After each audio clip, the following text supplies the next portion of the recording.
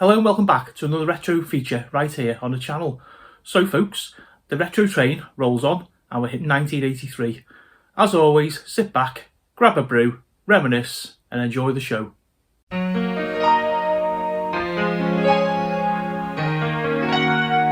So then, starting 1983 with the births of the year.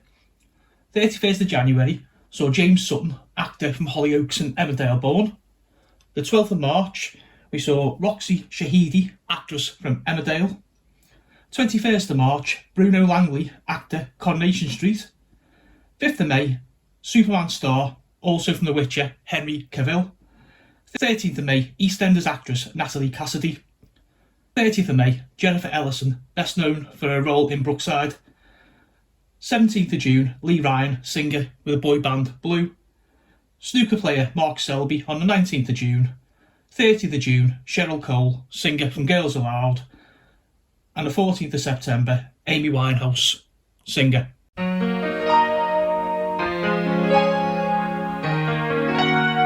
So the news from 1983. Starting off the year in January. Children's ITV is launched to fill a late afternoon slot on the ITV network. Red rain falls in the United Kingdom, caused by sand from the Sahara Desert in the droplets. Seatbelts for drivers and passengers in the front seats now become mandatory. February, TVAM broadcasts for the first time.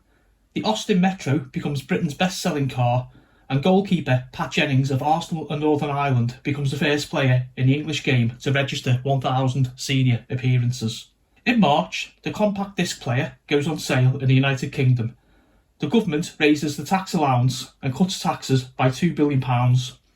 And Liverpool win the League Cup, beating Manchester United 2-1 at Wembley Stadium. April sees thousands of protesters form a 14-mile human chain in reaction to American nuclear weapons at British military bases. Richard Attenborough's film Gandhi wins 8 Academy Awards, and a £1 coin is introduced in England and Wales. In May, wheel clamps are used for the first time to stop illegal parking in London. Margaret Thatcher calls a general election.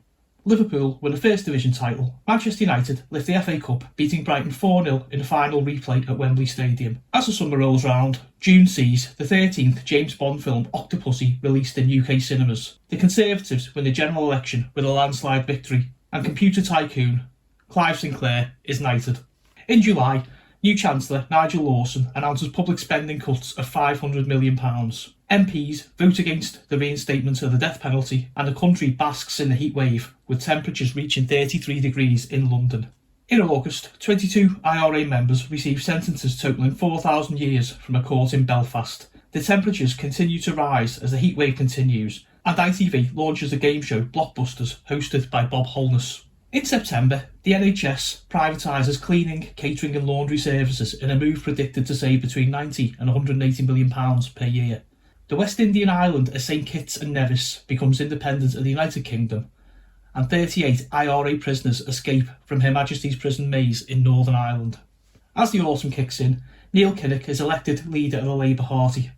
Dennis Nilsen goes on trial accused of 6 murders and 2 attempted murders, and American forces invade the Commonwealth country of Grenada. In November, Dennis Nilsen is found guilty and sentenced to life in prison. Gerry Adams is elected leader of Sinn Féin, and the Brinks-Mac robbery takes place in London. 6,800 gold bars worth £26 million are stolen. As the year draws to an end, the first heart and lung transplant is carried out in London.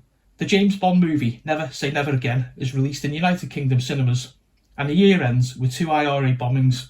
The first in Harrods killed 6 people. The second in Oxford Street on Christmas Day thankfully had no casualties.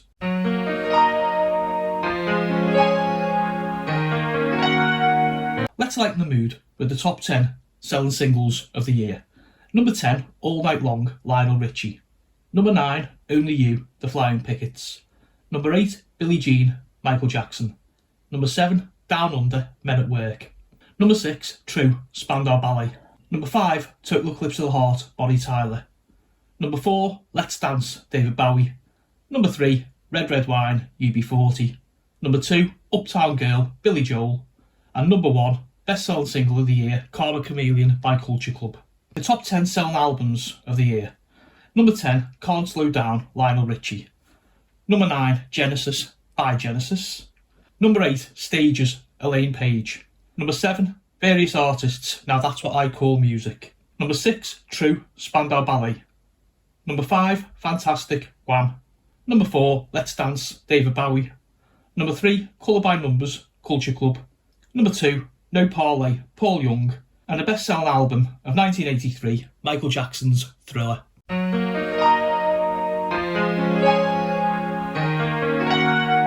Top 10 movies of the year according to the US box office.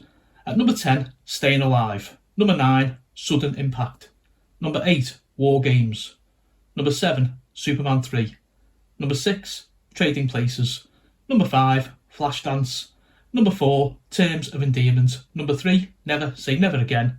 Number 2, Octopussy. And the number 1 movie in 1983, according to the US box office, Return of the Jedi.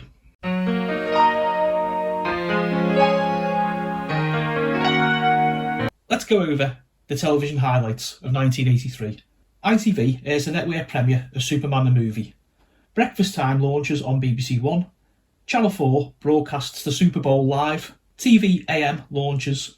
Sitcom Cheers makes its UK debut on Channel 4. Australian soap Sons and Daughters makes its debut on ITV. Knight Rider airs on ITV. Roland Rat first appears on TV AM. TJ Hooker makes its UK debut on ITV.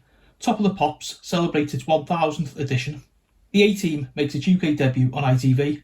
Blockbusters have launched also on ITV. He-Man and the Masters of the Universe cartoon debuts. Terrorhawks also debuts on ITV. The music video for Michael Jackson's Thriller debuts on Channel 4. And BBC One airs Flash Gordon on Christmas Eve. A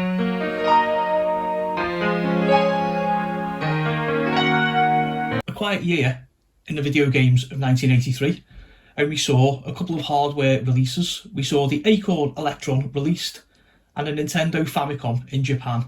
The best-selling home system of the year was a Nintendo Game & Watch. The best-selling home video game was Ms. Pac-Man on the Atari 2600. In the arcades of 1983, Namco released Xevious, Atari released Star Wars, Nintendo released Mario Brothers, Namco released Track and Field, and Bally Midway released Spy Hunter.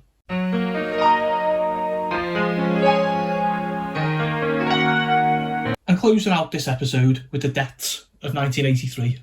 2nd of January saw Dick Emery, comedian and actor, pass. 28th of January, Billy Fiore, singer. 3rd of April, Jimmy Bloomfield, footballer for Arsenal, Birmingham and West Ham. Actor David Niven on the 29th of July. And Coronation Street's Violet Carson on the 26th of December. So, that was 1983. What a ride. A little bit dull in the news, as always. It appears that way during the 80s, done it? But yeah, the TV was great, wasn't it? The movies are cool. It was nice to see Return of the Jedi at number 1. Okay, folks, that's all for this one. Join us next month as we hit 1984.